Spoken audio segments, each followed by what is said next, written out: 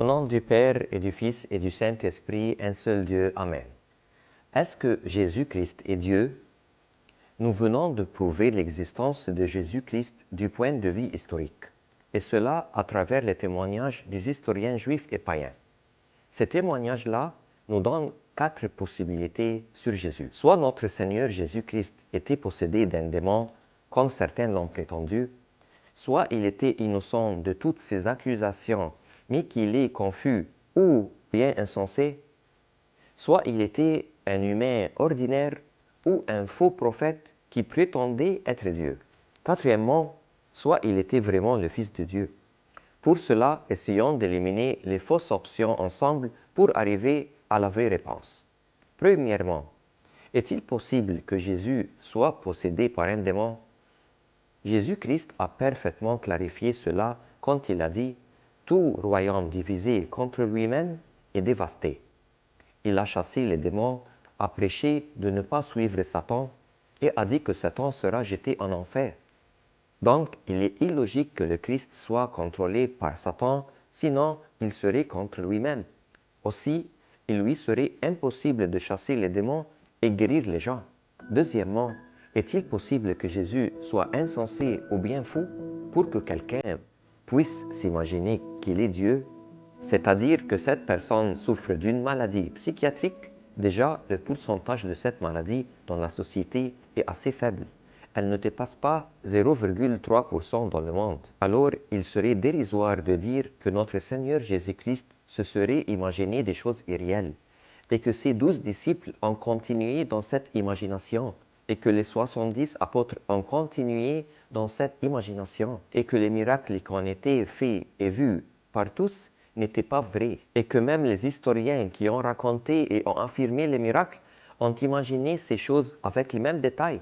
De plus, il faut noter que si une personne souffre d'avoir un esprit déséquilibré ou bien souffre d'une maladie psychiatrique, elle doit avoir d'autres symptômes tels que la négligence de son apparence, l'incohérence de ses paroles, et pas seulement déclamer la divinité. Bien évidemment, ces caractéristiques n'existent pas et n'ont pas existé en la personne du Christ, notre Seigneur.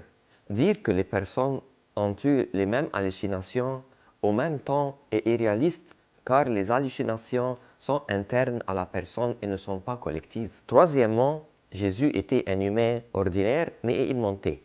Un faux prophète aurait nié ses paroles au dernier moment. Et en d'autres termes, après avoir découvert qu'il serait tenu responsable de ses paroles et qu'il serait crucifié.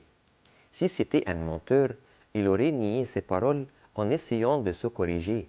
Il n'aurait pas tenu silence devant Ponce Pilate. Un menteur a toujours un but caché. Il ne se nie pas et ne s'humilie pas. Pourtant, le Christ, par humilité, s'est vidé de ses privilèges et disait « Mon Père est plus grand que moi ». Il enseignait des principes très vertueux et une sagesse raffinée. Mais un menteur a toujours un mauvais dessein caché loin de toute vertu. Est-il logique que Christ le Seigneur soit un menteur et que tous ses disciples connaissaient son mensonge durant leur vie? Est-il logique qu'ils sont morts à cause de ce mensonge? N'auraient-ils pas nié ce mensonge pour sauver leur vie et éviter la torture?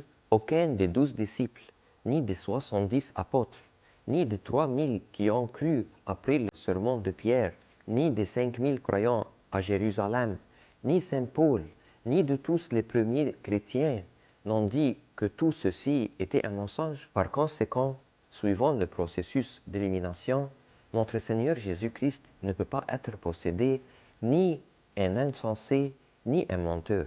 Mais puisqu'il a dit la vérité avec une sagesse impressionnante qui a profité à toute la société, donc il ne peut qu'être Dieu manifesté dans la chair. Durant toute sa vie sur la terre, le message unique du Christ avait pour but le salut et la vie éternelle. Il disait qu'il allait mourir, puis ressusciter, pour nous racheter et sauver.